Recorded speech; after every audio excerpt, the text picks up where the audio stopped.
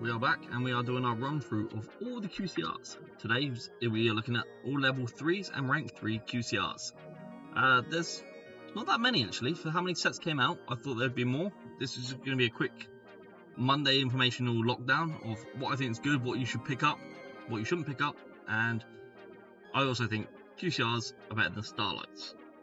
That's just, QCRs are already set in a certain amount of time. Starlights, they can just always print Starlights now. They might not, they might stop like they did with Ghost Rares, but QCR was only in that little time frame of a couple of years, which was a really long 25th anniversary. So let's look at it. So we have War Enchantress of the Temple.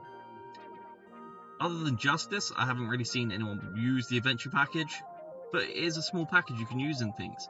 So if you can get this card cheap, I don't think you can because it was in Monstrous Revenge.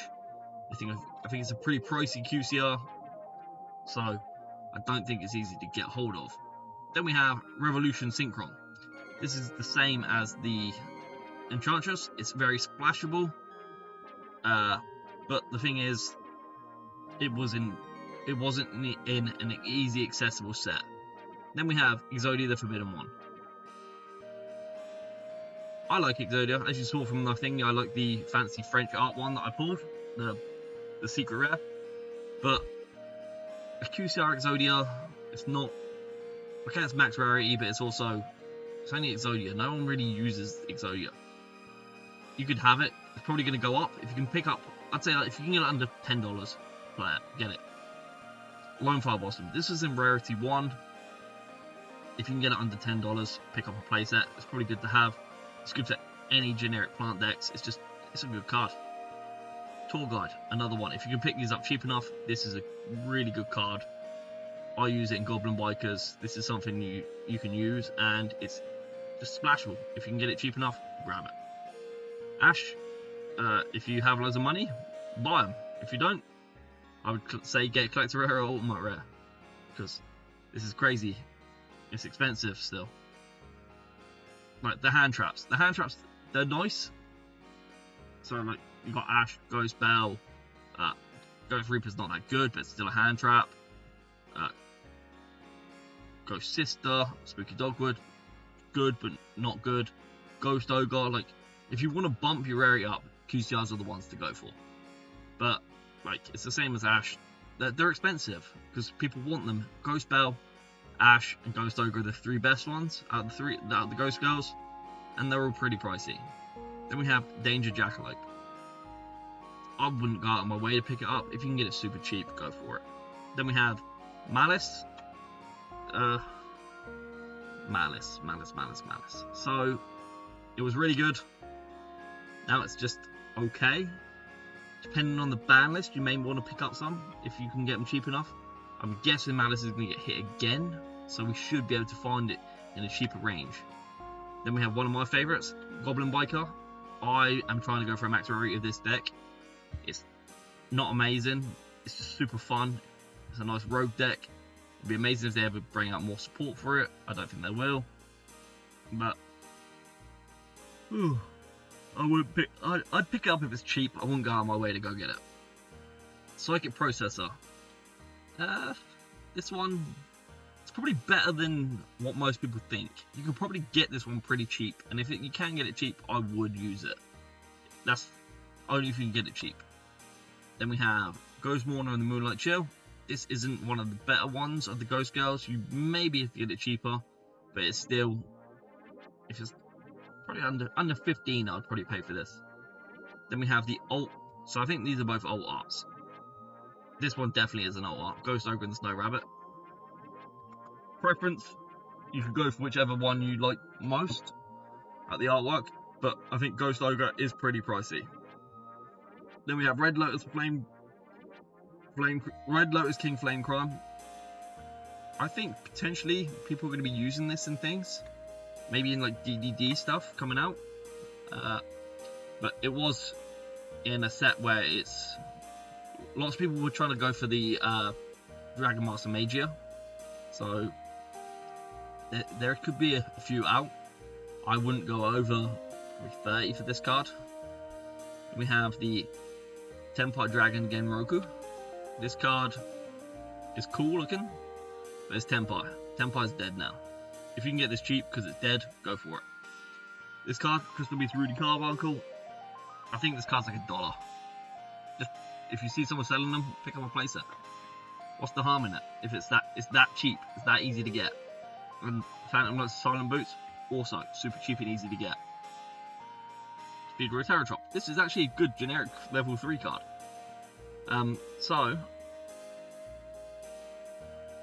like it's good for the rank 3s if you want to go to rank 3s. It's just a good generic one. You can get these pretty cheap. I'd go for it. Same as Orpheus Scorpio. As you can tell, these are all from the same set, so they're all pretty cheap. Same as Gazelle.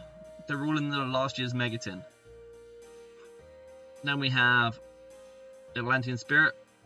The thing is, with Atlantean, it's a very popular deck, Mamo and Atlanteans. So down the line, this may be getting more support, like year 2, 3, 4. Like Atlantean's never gonna die. It's one of them decks that's just never gonna die, I think. So I'd pick up. I'm tired. I'd pick up one of these two if you can get them cheap enough. I wouldn't go out my way. The fact that like we're kind of like in a range. So QCRs were high, then they bring up Starlights, so they start dropping the Starlights. They kind of like plateauing in the middle. But then in a couple of years, when it's only Starlights around, the QCRs will just start going back up because you can't really get them as easy. So that's my thought process of it. So I want to try and get as many QCRs as I can cheap enough that they're actually going to hold some value, which is weird for Yu-Gi-Oh! To say cards hold value because they don't normally. So we have Ghost Reaper and the Winter Cherries. We have Secret 6 Samurai Hatsume. So I said about the Ghost Girls. Hatsume. 6 Samurai is pretty popular. They keep getting random support every now and again. I'd say maybe. Another Ghost Sister. Sangan. Depending on how the Time Wizard format goes, the Time Travel Time Wizard, this could be the best copy of Sangan because it's the errated one, which we now have to play by the stupid errata rules. We can use QCR Sangan because judges need to be able to know everything and they have to be able to read the cards, so that's why we have to go by what's the errated versions. Can't play old formats anymore, so I build 2 old decks. Cyberjar, same thing. I think this is banned in old formats though. It's currently back now for us. It's not that good anymore. Morphin Jar number 2. It's the same. Oh, I've got so many yawns. Injection Family. These are kind of like collector pieces, these ones. Marauding Captain. This is okay for Goat Warrior stuff. This is the same as the Stangan. It's got the old, like, it's the highest of the old text and everything. Spirit Reaper. This card's just awesome for Goat Duels. Then we have Night Assailant. This card just looks really cool. I'm glad they put this as a QCR. He looks cool. Card Trooper. See, I wouldn't even say this is max rarity now because you've got the championship prizes of Card Trooper. Then we have Test Tiger, Gladiator Beast, another one that's just going to keep getting support. Don't Synchron. Talk about support. This is getting support. This card I would pick up. This would be one of my go-tos. I like trying to get banned cards. Because if you could get like a little haul of banned cards, as soon as they say, this card's unbanned, everyone goes crazy trying to buy all the cards. Like, the ban market is like the best market to be in for Yu-Gi-Oh! If you can get them cheap enough, you can stockpile them, and then when they get unbanned, you just sell them. Not a nice practice for everyone. It's a bit of a douche move, but it's there. I like getting the ban cards so I can help my buddies out. But you can sell them, and I'm a mark who buys them when they come banned, and then they get reprinted like the next set. Blackwing Gale the Whirlwind. This is Blackwing. Blackwing's loved. Except Saber Arabellum. X-Saber is actually getting new support. So, talking about older cards that get support, X-Saber is getting support. So if you can pick this up now, while it's probably around $5-6, I probably would get a playset of them, just for the fact that it's getting support. If it's really good, everyone's going to want QCRs of this card. Birdman. This is probably actually going to get more support. It got Gen X got support in one of the other in Terminal Revenge, so I don't know if it will get any more support anytime soon. Actually, these two, the two little dragons, it's the same as like Six Samurai, Gladiator Beast, Mermail. The Dragon Rulers are super popular. Actually, so Necros talking about super popular. Like, there's so many like super popular ones that if you can get them cheap enough, this is the same with all QCRs. It all depends on your price range of what you want to pay. Like, I don't really go over $30 for anything that's not max rarity anymore, because they just reprint too much. I'd rather just wait and play a non-optimal deck than spend over 30.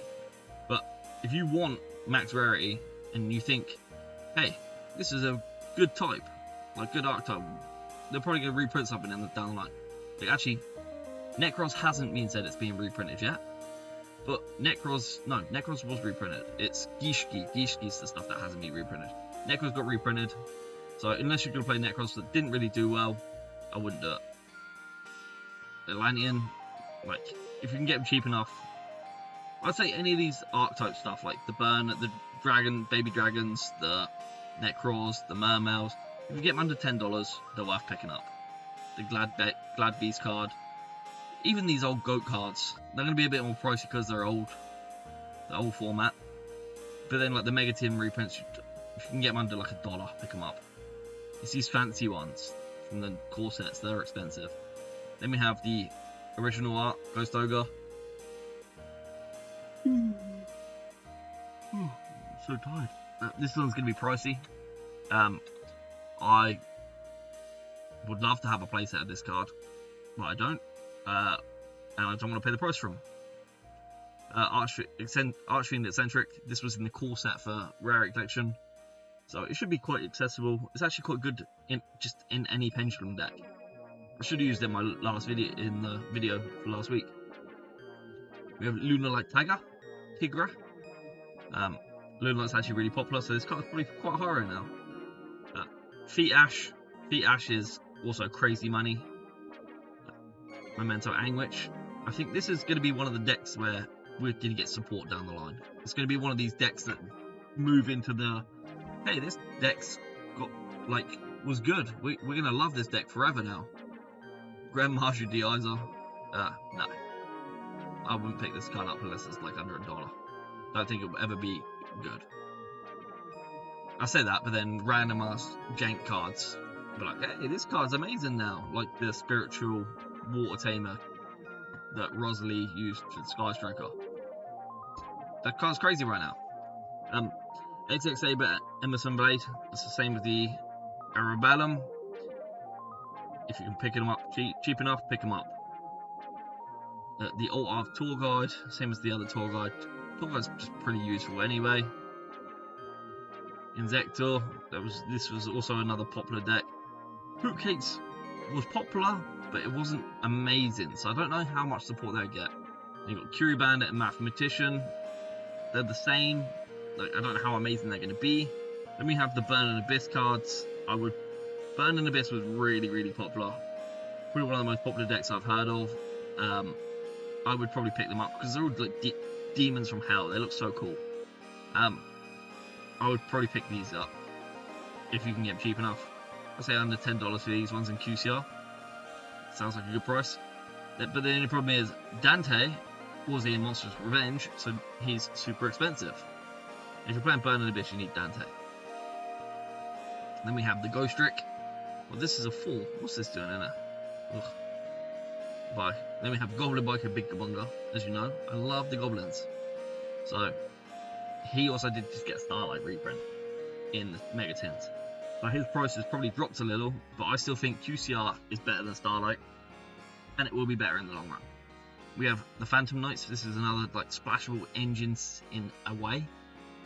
Then we have the Leviathan Dragon and Levius the Sea Dragon. They both look really cool, but I don't think there's playable really. Acid Golem, this is the same. It looks really cool. I just don't think it's ever seen play. Zen mains is actually pretty good. Like, it's good. If you can get it cheap. Then we have Invoker and Zenmati's Carrier. Well, not Carrier, Zenmati. Like I said with the Dandelion, they would be my go-to out of everything here to pick up if you can get them cheap enough. Because if they ever get unbanned, which some of these might not ever get unbanned, at least you have the card. You can play it straight away. Thing. Then we have Bumboku. We have Ancient Cloak. Like, Magic Specs is okay. Ancient Cloak, Ice Bell, Xiamin. These cards, like, under $10. They're under $10 cards. Like, why would you, like, you wouldn't want to pay over $10 for these even in QCR. Like, they're not that great. And then we have March Hare. So March Hare is with the Malice. I would wait till the ban list before picking up any Malice stuff anyway right now, because you don't know what's going to happen. As soon as Malice gets hit again, that's it. People will just offload everything. You should be able to get everything you need cheap if you want to keep a core for like 4 years down the line. They're like, hey, Malice is getting new support. So thanks everyone for watching. This is all the 3s. We'll be going into the 4 soon. That will take a bit longer because 4's the best number basically. That's my opinion. And yeah, so QCR's better than Starlight.